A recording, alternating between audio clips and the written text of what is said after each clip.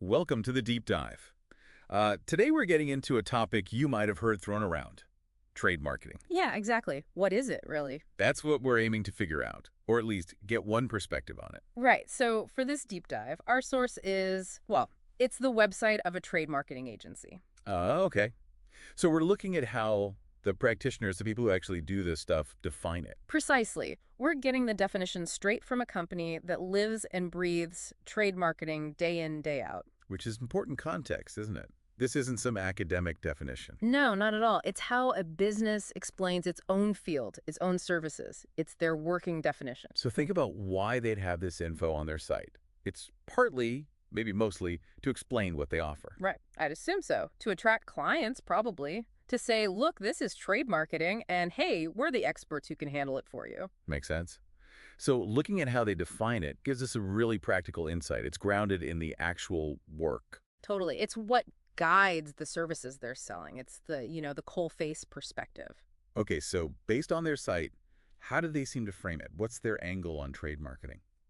Well, it looks like they define it, broadly speaking, as the sort of strategies and tactics that manufacturers use. Manufacturers, okay? And what's the goal? The goal is to build demand for their products, but specifically through their channel partners. Channel partners, you mean like the retailers and wholesalers? Exactly. It's all about working with those intermediaries to push the product through to the end customer, optimizing that path. Right, right. So it's less about direct-to-consumer ads and more about, say, getting good shelf space or running promotions with the retailer. That seems to be the focus, yeah. Managing that relationship and the execution within the retail environment. Okay, so what we're learning here is essentially a foundational view, but specifically from an agency's perspective. Yeah. Yeah. It's one piece of the puzzle. And seeing how they frame it, you know, emphasizing retailer relationships, maybe in-store stuff, that tells us what they see as the core activities. It gives us a sense of their priorities within the field, a very specific viewpoint. Definitely.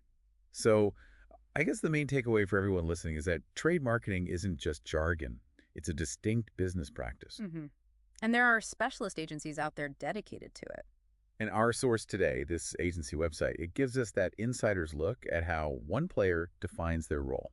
Focusing on that crucial link, that bridge between the people making the products and the people selling them. That actually brings up a good point, though. How might this agency's definition compare to, say, To how the manufacturer itself sees it, like a big consumer goods company. yeah, would their internal definition be identical?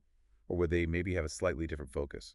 That's a really interesting question. I mean, someone inside a big brand, they might view trade marketing as just one part of their overall brand strategy, maybe more integrated with sales targets or something.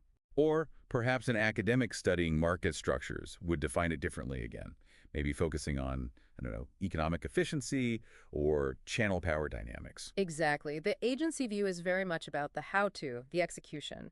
Other perspectives might be broader or more strategic, perhaps. So it's useful to remember where our definition today came from, a service provider. Definitely. And it encourages you, as you think more about trade marketing, to maybe seek out those other viewpoints. Like, how do the retailers themselves think about the trade marketing activities manufacturers do, or industry analysts? Right. Because each perspective, the agency, the manufacturer, the retailer, the academic, it adds another layer, another dimension to understanding what trade marketing really is. It just shows that most business functions aren't monolithic, you know? They can be seen from lots of different valuable angles. A great point to end on. Always consider the source.